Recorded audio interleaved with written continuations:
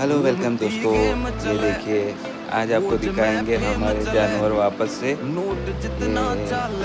हमारे फार्म के जानवर हैं जो हमारी बकरियां हैं और उनके साथ बच्चे भी हैं। और ये जो दूसरा एक बड़ा मेल दिख रहा है, ये हमारा एक बड़ा मेल ब्रीडर है। और ये हम तैयार कर रहे हैं। अभी हमने हमारा नया सेटअप लगाया है, अभी शुरुआत कर दी है हमने वापस से। एंजॉय, शेयर करें, सब्सक्राइब करें।